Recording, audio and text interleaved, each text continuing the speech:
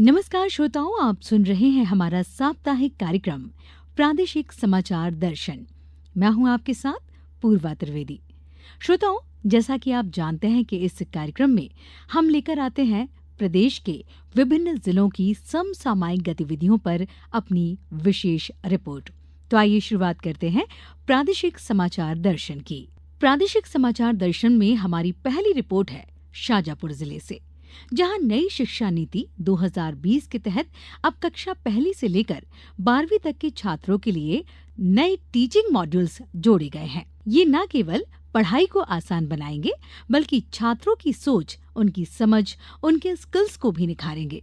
पेश है शाजापुर जिले से अजीत पाराशर की ये रिपोर्ट। नई शिक्षा नीति 2020 के तहत अब कक्षा पहली से लेकर 12वीं तक के छात्रों के लिए सिलेबस के साथ नए टीचिंग मॉड्यूल से जोड़े गए हैं। यह न केवल पढ़ाई को आसान बनाएंगे, बल्कि छात्रों की सोच, उनकी समझ, उनके स्किल्स को भी निखारेंगे। ये modules digital India, mental health, लोकतंत्र और चुनाव, स्वच्छ भारत, विरासत और विकास और खेल टीचिंग मॉड्यूल्स हैं। इसी को लेकर इन दिनों शाजापुर के जिला शिक्षा एवं प्रशिक्षण संस्थान डाइट में पीएम श्री विद्यालय के शिक्षकों का 21 सेंचुरी स्किल एवं सिटीजनशिप स्किल्स का क्षमता संवर्धन प्रशिक्षण चरणबद्ध रूप से जारी है। इस प्रशिक्षण में शाजापुर जिले के 8 पीएम श्री विद्यालय के 100 शिक्षक सहभागिता कर रहे हैं। बता दें आपको कि भारत सरकार द्वारा नई शिक्षा नीति में 2047 तक भारत को विकसित राष्ट्र बनाने का लक्ष्य रखा गया है, जिसके तहत विद्यार्थियों में स्किल डेवलपमेंट के लिए इन मॉड्यूल्स के तहत प्रशिक्षण दिया जा रहा है। शिक्षक न केवल अपने विद्यालय में विद्यार्थियों में इन मॉड्यूल्स के तहत स्किल डेवलपमेंट के लिए विद्यार्थियों को तैयार करेंगे, बल्कि आसपास के अन्य शासकीय विद्यालय के शिक्षकों को भी इस कार्य के लिए प्रशिक्षित करेंगे। यह हमारे देश के पाठ्यक्रम में एक बहुत बड़ा बदलाव है, क्योंकि अपने देश से सीखना और अपने देश की संस्कृति को जानना, यह बच्चों को पहली बार इस तरह से विद्यालयों में पढ़ाने की शुरुआत अब होने वाली है। राष्ट्रीय शिक्षा नीति 2020 के तारतम्य में शिक्षकों को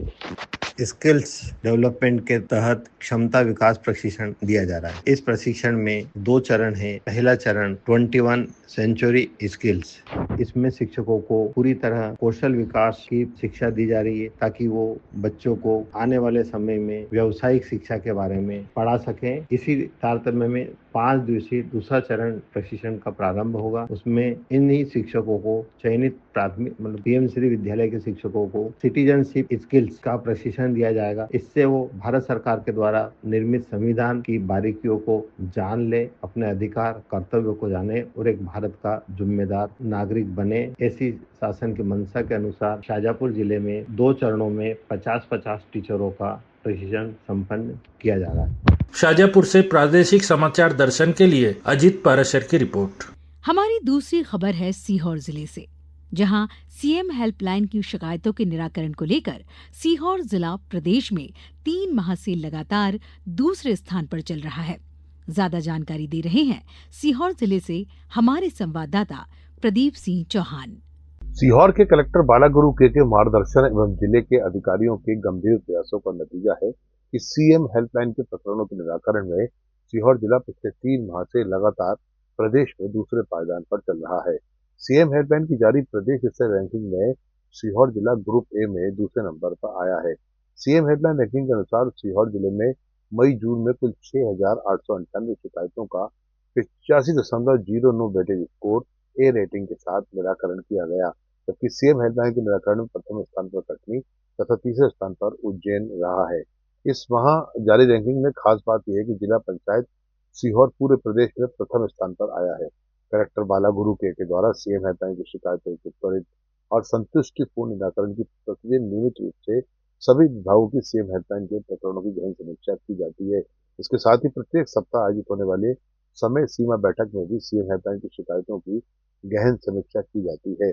जिले के सभी विभागों के जिला अधिकारियों द्वारा आम जन की शिकायतों का संवेदनशीलता और गंभीरता के साथ निराकरण किया जा रहा है। इस बारे में ज्यादा जानकारी देते हुए कलेक्टर बालागुरु के ने बताया कि ये पूरा जिला प्रशासन का सभी अधिकारी लोग मेहनत करते। लास्ट 2-3 साल में हमारा सीहोर जिला में सीएम हेल्पलाइन में हमारा निराकरण करने में हमारे लोग बहुत प्रयास कर रहे हैं। लेकिन हर जन सुनवाई में भी हर गंभीर शिकायत को भी हम अच्छे से सुनते हैं, उसको निराकरण करने के लिए प्रयास करते हैं। सीएम हेल्पलाइन कभी भी हमारे पास आता है, हमको हमारा ऑफिसर्स को हम ये प्रश्न व्यक्त करके रखे हैं, तुरंत उसको शिकायतकर्ताओं का अटेंड करना है, शीघ्र से उनको कार्रवाई सुनिश्चित करना। इसकी वजह से हम लगातार टॉप में रह रहे हैं। हम प्रयास करेंगे टॉप पर पहुंचने के लिए। सीहोर जिले से प्रादेशिक समाचार दर्शन के लिए मैं प्रदीप सिंह चौहान। हमारी अगली खबर है शहडोल से, जहां जिले में भगवान बिरसा मुंडा की 150वीं जयंती वर्ष के अवसर पर जनजातीय कार्य मंत्रालय द्वारा धरती आबा ग्राम उत्कर्ष अभियान चलाया गया है। 15 जून से 30 जून तक चलने वाले इस विशेष जागरूकता अभियान के बारे में अधिक जानकारी दे रहे हैं शहडोल से हमारे संवाददाता अरविंद पांडे। धरती आबा ग्राम उत्कर्ष अभियान के तहत जनजातीय आबादी को मिलने वाली 25 प्रकार की बुनियादी सुविधाओं का आकलन किया गया। जनजातीय परिवारों को जागरूक करने के लिए विभिन्न गतिविधियां आयोजित की गईं। शहडोल जिले के 5 विकासखंड के 402 गांवों को इस अभियान के लिए चिन्हित किया गया था। इन गांवों में जन भागीदारी अभियान के अंतर्गत जागरूकता व संतृप्ति शिविर का आयोजन किया गया। बीते 15 दिन में 225 से अधिक गांवों में शिविर लगाकर लगभग 3000 लोगों की सिकल सेल एनीमिया की जांच की गई है। इन कैंपों में लगभग 2000 हितग्राहियों के आधार कार्ड सुधारा गया या फिर जिनके नहीं बने थे उनका बनाया गया है। लगभग 350 हितग्राहियों के आयुष्मान कार्ड बनाए गए हैं। आधा सैकड़ा से अधिक हितग्राहियों के जाति प्रमाण पत्र जारी किए गए हैं। इतने ही हितग्राहियों के जनधन खाते खोले गए। लगभग 150 हितग्राहियों के राशन कार्ड बनाए गए और आधा सैकड़ा हितग्राहियों को प्रधानमंत्री जीवन ज्योति योजना का लाभ दिया गया है। इसके अलावा लगभग 200 हितग्राहियों को मातृबंधन योजना का लाभ दिलाया गया और 2000 से अधिक हितग्राहियों को पीबीटीजी योजना व सेवाओं का लाभ दिया गया है। प्रादेशिक समाचार दर्शन के लिए शहडोल से मैं अरविंद पांडे। अब हम रुक करते हैं शिवपुरी जिले की तरफ। जिले में मानसून समय पर आने से किसान खेती के कामों में जुट गए हैं।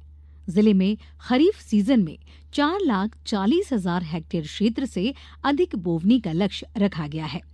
ज्यादा जानकारी दे रहे हैं शिवपुरी जिले से हमारे संवाददाता रंजीत गुप्ता। शिवपुरी जिले में समय पर मानसून आने के बाद पिछले कुछ दिनों से लगातार बारिश का क्रम बना हुआ है।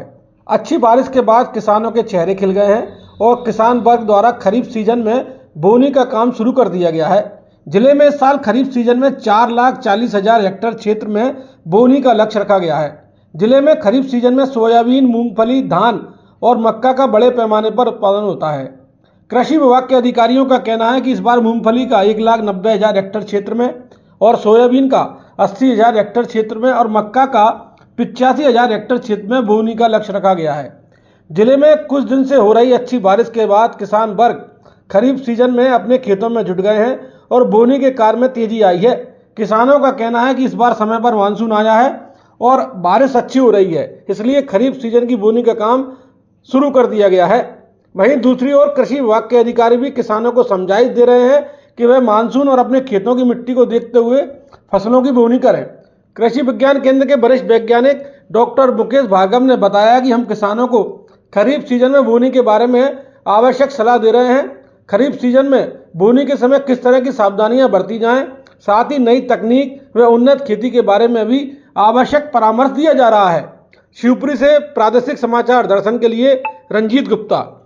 सीधी जिले के जनजातीय बाहुल्य ग्रामों में निवास करने वाले जनजातीय भाई बहनों के लिए सभी हितग्राही मूलक योजनाओं से लाभान्वित करने हेतु सरकार द्वारा धरती आबा जनजातीय उत्कर्ष अभियान चलाया जा रहा है। पेश है सीधी जिले से हमारे संवाददाता सचिंद्र मिश्र की ये रिपोर्ट। सीधी जिले के जनजाति बाहुल्य ग्रामों में निवास करने वाले जनजाति भाई बहनों के लिए सभी हितग्राही मूलक योजनाओं से लाभान्वित करने हेतु सरकार द्वारा धरती आबा जनजाति उत्कर्ष अभियान चलाया जा रहा है। इस सिलसिले में धरती आबा जन भागीदारी अभियान अंतर्गत जिला स्तरीय जागरूकता एवं लाभ संतृप्त शिविर का आयोजन जिला मुख्यालय स्थित अटल ऑडिटोरियम हाल में क्षेत्रीय सांसद डॉक्टर राजेश मिश्र के मुख्य अतिथि तथा धवनी विधानसभा क्षेत्र के विधायक कुंवर सिंह टेकाम की अध्यक्षता में आयोजित किया गया। सांसद डॉक्टर राजेश मिश्र ने इस मौके पर कहा है कि प्रधानमंत्री नरेंद्र मोदी ने जनजाति भाइयों एवं बहनों के लिए सौगातों का पिटारा खोल दिया है। पीएम जनमन योजना तथा धरती आबा जनजाति उत्कर्ष अभियान के माध्यम से जनजाति वर्ग के प्रत्येक व्यक्ति को पात्रता अनुसार लाभान्वित करने का लक्ष्य निर्धारित किया गया है। बता दें कि सांसद जिले में अभियान के प्रभावी क्रियान्वयन के लिए निर्देश दिए हैं। सांसद ने कहा है कि योजनाओं से वंचित जाति जनजाति भाइयों को हितग्राही मूलक योजनाओं से में सेचुरेशन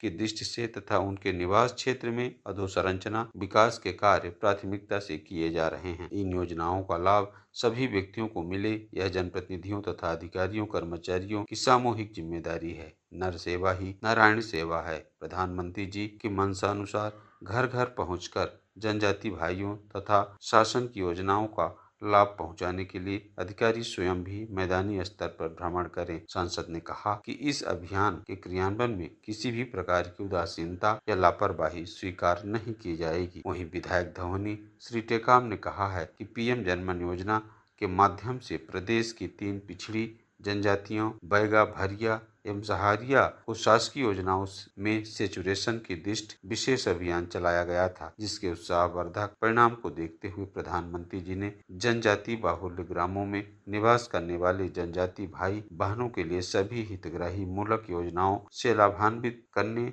धरती आबा जनजाति उत्कृष्ट अभियान चलाया जा रहा है। अभियान का 100% क्रियान्वयन हो, जिससे जनजाति परिवारों तथा क्षेत्र के विकास होगा। अब कोई भी व्यक्ति शासन की योजना के लाभ से वंचित नहीं रहेंगे। सीधी जिले में प्रधानमंत्री जनजाति आदिवासी महा अभियान में जिले के 111 ग्राम पंचायतों के 174 ग्रामों की पीबीजीटी बैगा जनजाति के 8664 परिवारों को 33,752 व्यक्ति 9 मंत्रालयों की 11 सेवाओं से लाभान्वित हुए हैं।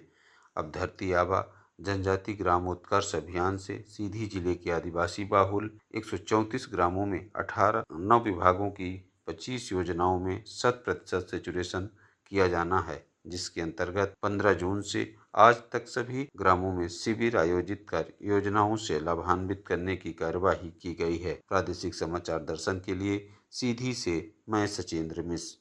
एनटीपीसी विंध्याचल सिंगरौली ने एक बार फिर अपनी उपलब्धियों के लिए एक और कीर्तिमान जोड़ लिया है। इस संबंध में अधिक जानकारी दे रहे हैं हमारे सिंगरौली संवाददाता अमित द्विवेदी। एनटीपीसी विंध्याचल जिला सिंगरौली ने एक बार फिर अपनी उपलब्धियों के लिए एक और कीर्तिमान जोड़ लिया है, जिसमें 11वां green tech CSR India award 2025 शिक्षा संवर्धन प्रमोशन इन एजुकेशन श्रेणी में प्राप्त किया है। यह प्रतिष्ठित सम्मान विंध्याचल परियोजना द्वारा एनटीपीसी में आसपास के स्थापित शिक्षा के क्षेत्र में किए जा रहे नवाचार व प्रभावशाली सामाजिक दायित्व CSR प्रयासों को मान्यता प्राप्त करता है। एनटीपीसी विंध्याचल द्वारा संचालित प्रमुख पहलों में बालिका सशक्तिकरण अभियान, स्ट्रेम लैब की स्थापना, बैंक पीओ, अर्धसैनिक बलों एवं सैन्य भर्ती हेतु कौशल प्रशिक्षण के साथ साथ खनुआ गांव में 100 बिस्तरों वाले छात्रावास का निर्माण जैसी परियोजना उल्लेखनीय है, जिस कारण यह पुरस्कार प्राप्त हुआ। इस अवसर पर सुश्री मृणालिनी अपर महाप्रबंधक ने 14 जून 2025 को नई दिल्ली में आयोजित भव्य समारोह में एनटीपीसी विंध्याचल को यह पुरस्कार दिया है। अमित द्विवेदी, प्रादेशिक समाचार के लिए जिला सिंगरौली। तो श्रोताओं, ये था हमारा कार्यक्रम प्रादेशिक समाचार दर्शन। आज के लिए बस इतना ही। फिर मिलेंगे अगले अंक में कुछ नई जानकारियों के साथ।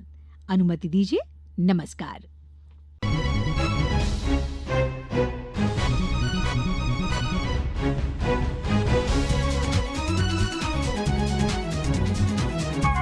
Thank you.